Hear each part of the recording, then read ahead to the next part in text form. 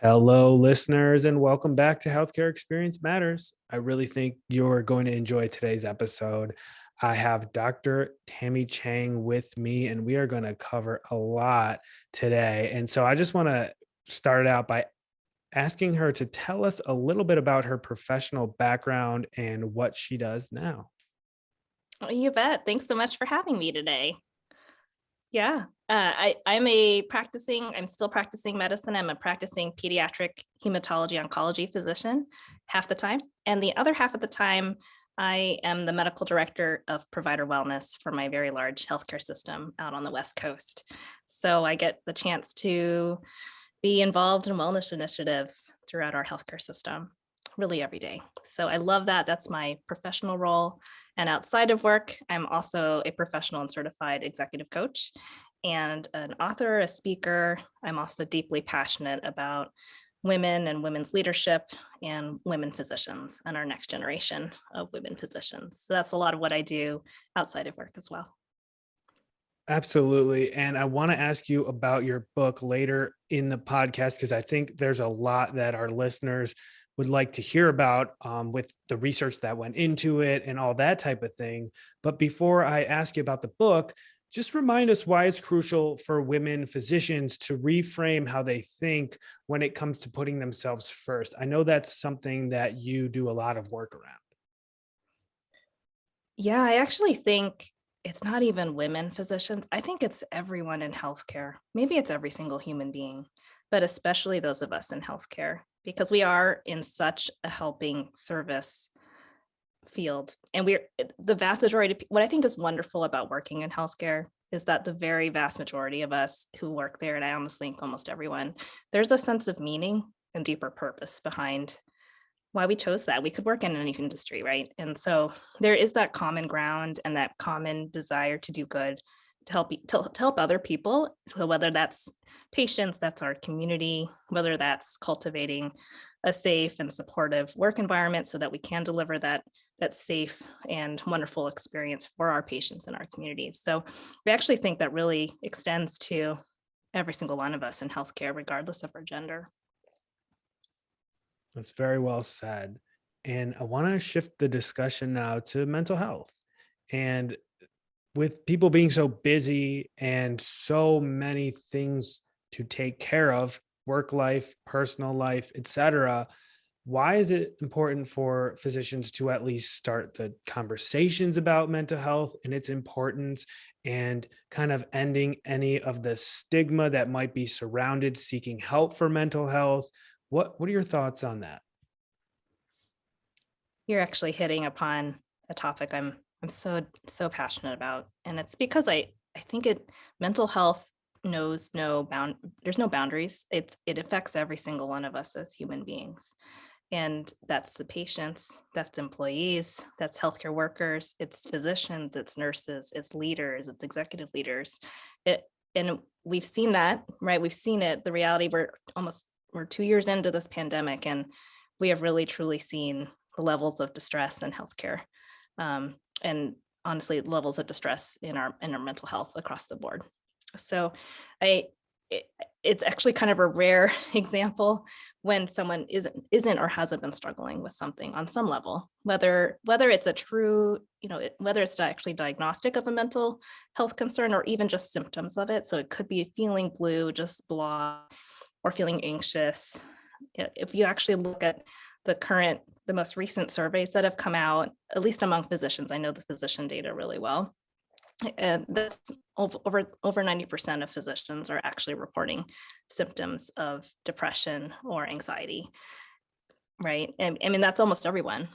And reality is, I think that's the case in our population as a whole. And so, of course, I think that's actually one of the greatest things we can do to help our patients and communities now, regardless of whether it's a virtual visit or it's in person. A big part of what we do is in our healing is actually just that interaction and creating that safe and supportive space for our patients. And that in itself is the opening piece, right? To being able to discuss or even bring up mental health and mental health support, because honestly, everyone needs it.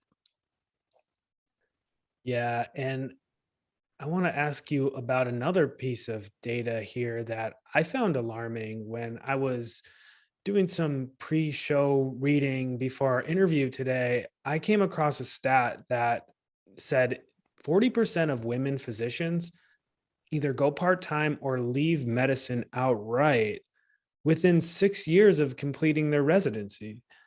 First of all, is this true? And why do you think this happens? And what can be done? Yeah, this is the big question right now. That study was done a couple of years ago and was published in the double AMC. So it was a small study, but it really is 40% of women physicians. And it's 6 years out of residency training. So it's not even taking into account those who go on to do a fellowship. Like I did an extra 3 years of training. So we're talking about young physicians. And we're finally 50-50, pretty much 51% of students in medical schools are actually women now, which is a big deal. We want equity, we just want it equal, right? Equity. But women, we're only a third of the workforce as physicians. So women are clearly quitting and not lasting. And I think your question about why is actually quite complex, and there are multiple factors. There's actually a really great study that just got published a couple weeks ago in Harvard Business Review from Press Ganey, and they cite multiple different factors. And I think it's complex as well. It goes as far as culture, right? The culture of our workplaces. Are we supportive of working mothers? But in particular, that you're reaching the 6 years out of training. Most women are trying to start a family or have young children. So is there support for working mothers in the workplace? Is there maternal wall bias? Is there gender bias? Is there support? Is there flexibility in the workplace? I think that's a big one for working parents, regardless of the gender. Mhm, Now is just having that flexibility. Does that exist, right? mhm, And are women in physicians? We're talking about women physicians here. Are they able to disconnect from work, and are there pressures to continue to work even when they're not at work? And then ultimately, there becomes a tipping point, right, of how much any one human being can take. There is no downtime. If they're not mhm. finding that downtime or that balance in any way, that's a huge issue too. So there's multiple factors there. And with the pandemic changing so much, it depends, I think, what your role is in healthcare, but everyone has a time where they probably need to be on a Zoom call with their colleagues, even if they're clinical in nature. I'm sure there's times where you have to be on a Zoom call with your colleagues for whatever meeting. And of course, we always know maybe a dog or a kid sneaks on the Zoom call. Um, what are your thoughts on there? Should that be a little bit more normalized and be like, hey, we all have our normal lives. We're all trying to balance this out. So what? My kid is screaming on a Zoom call. Like, let's laugh about it. What do you think about kind of some of that work life integration stuff? Oh, I think we have to allow it. I actually think that's maybe one gift of the one silver lining. There are a few silver linings, I think, of this pandemic world we're still living in, but that has become a lot more normalized, and there has been more flexibility because some people are able to work from home, and if they're clinical, they can even do telehealth from home, right? Then and then childcare has been a whole nother issue. Taking And then the childcares are closing all the time, right? Because of whatever. So there's actually I actually think that's been a huge silver lining. And in particular, I actually think of the there's organizations out there that are really trying to help mothers re-enter the workforce. And the jobs that are really popular are those virtual ones where they can bring their kid to work, right? And they have their kids there. They don't need to send them to daycare, et cetera. So I think having those kinds of flexibility options are huge. And especially I hope that will become the future of healthcare as well, which is to integrate support for whether it's a mother or father or regardless of the gender, that support for having parents working there with childcare, even on site or even the same building, right? Or being able to work from home with their children. I think having that option is huge. Now take me back to your younger years when you were enrolling in med school and stuff like that. What made you want to get into this line of work? Did you always think you would be involved in being a pediatric oncologist? did you always kind of know you always wanted to coach people and do both? Take me back to how you thought your journey would go and then kind of how it actually folded out. Oh, sure. So happy to share. Thanks for asking that. I'd known from a young age that I wanted to be taking care of patients, to be serving in some way. And I really fell in love with oncology and then additionally pediatric oncology while I was a medical student. So when I started my residency, I was a internal medicine pediatrics combined resident. And I actually knew already when I came in that I wanted to do pediatric oncology. And so I continued on. I got to train at a wonderful place. I trained at St. Jude, where it was honestly an incredible place to train and I still have incredible mentors who are there today. And then I finally left and graduated and got to come back home to the Northwest and be a community pediatric hematology oncology doc, which honestly has been, I work in the most wonderful place. I'm so grateful to get to work here in the hospital I'm in. But even so, even though I had my dream job and I was 2 hours from where I grew up, Portland, Oregon, I burned out severely 5 years into being an attending. So I had never considered, I had no idea what coaching was actually until that point. So you asked about, did I ever foresee myself in this coaching world, in this personal and professional development world, in the wellness world? No, I didn't know about any of that stuff. And everything about my life today has come out of that period of time. And I'm intentionally very open about it. And which is why I was so, thank you for asking the mental health question earlier, because it's a deep passion of mine. I hit rock bottom. I was so severely burnt out that I actually was suicidal 5 years into being an attending. And I had to actually take a leave of absence, got a lot of help. That's when I discovered coaching. Of course, I had been working with therapists too as well. And it was through that entire experience that everything about my life has come out of now. And that's why I'm so passionate about everything I do now. If someone's listening to this podcast and they are in the same shoes that you were in back when you were feeling at your lowest, what would you tell them right now? Yeah. When we're in that state, and you know, I I know the numbers for physicians. I know physicians have the highest rate of suicide of any profession, and 1 in 5 physicians has considered suicide. And I honestly think that number is underreported because of the stigma. And the reality is, I think the first number one take home point is that you are not alone. That's actually why I share my story so openly. And I intentionally, and I'm very open about it at work. I'm the director of wellness on purpose because I actually share this at every single meeting to our 20,000 employees. I've shared this live stream to our employees. And I think that's huge that my healthcare system actually has really helped to support that and promote that, not only within our system, but in our community. And so I share that. And the whole point, the purpose is that we want you to know that you're not alone. 1 in 5 physicians, right? That's the 20% of people have considered it. And so it's actually, it happens a lot. And I've actually the statistics for women, it's even higher in women. 400% of women physicians are 400% higher risk of dying by suicide than women in the general population. So it's just this culture of silence that we're in. You're not alone. It's okay. And that's when you recognize that that's the place you're in. Now is the time to get help. And I totally understand that when we're in that space, sometimes the one thing we can't do is it just takes that much more energy or effort, right, to reach out and get help. And that's why I'm such a fan of all of us helping each other to put our own oxygen masks on, because sometimes when we're in that space, we can't do it ourselves. Like we can't even see that we're in that space. And so I think the key points are, you're not alone. It's not only okay to ask for help, it's actually a sign of strength to ask for help and to receive help. To me, that is absolutely a sign of courageous leadership, and it is not weakness at all. The fact that you have the self-awareness to know I'm not okay right now and I really need to get help right now, that is huge. And that to me is what a true leader is. So it's not a sign of weakness, it is actually strength. And we got to keep an eye out for each other and help each other do it, because often when we're in that place, we can't do it for ourselves.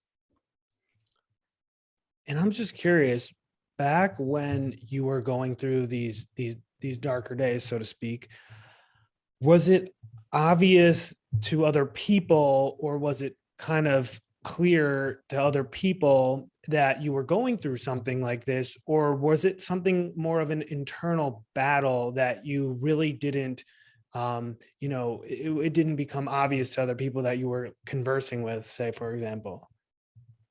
It's so interesting. There, I would say the vast majority of my colleagues and people I work with had no idea. And actually when I've now sort of come out and become quite open with the story, the response I've gotten from many people are, wow, you're the last person we would have ever expected to share this story, because you seem like you have it all together. Because I am, I've always been, and I think a lot of people in healthcare are like this, very high achieving, very on top of things, right? It's like, oh yeah, you can always rely on Tammie, like she'll get it done, she'll make sure it happens, right? And that is who I had always been. And so I think it was actually I actually think it's been really valuable for people to hear this message from someone who they had no idea would never expect to have gone through something like this. And I think it really normalizes this experience.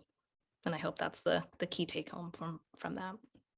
Definitely. And the reason I ask is because I want to just drive home the point that it might be difficult to pick up on if somebody is going through these difficult, situations. So it just makes it just adds that much more layers of complexity to this whole conversation, I think. Absolutely. And we're at a time where burnout is at an all-time high, right? And in every industry, but especially healthcare. And so none of us are functioning at our highest level. I mean, we're Yeah. all just doing the best we can.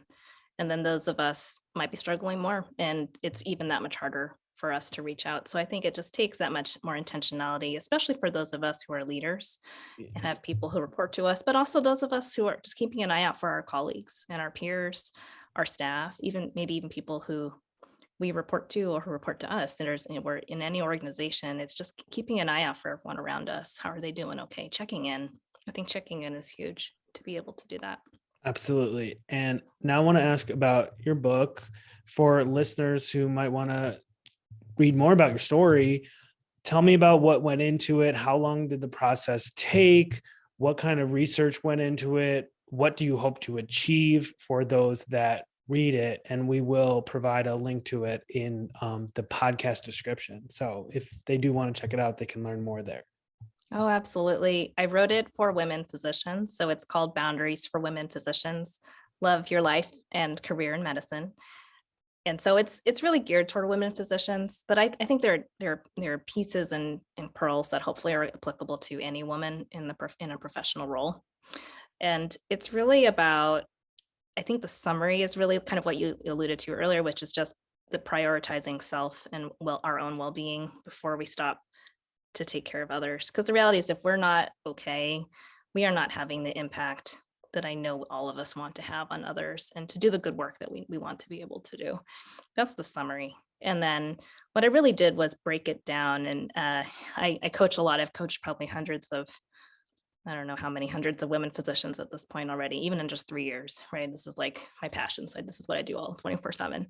And it's what I really created was essentially the themes. I kept hearing the same themes over and over and over again in almost every conversation or every coaching conversation or even mentoring conversation with other women. And so what I did was essentially construct a book and a framework for how I work with all of my clients and students and mentees, and just how to approach each area of life and have a framework for it, and then to break it down into small actionable bite-sized pieces, because it's pretty overwhelming to approach this topic.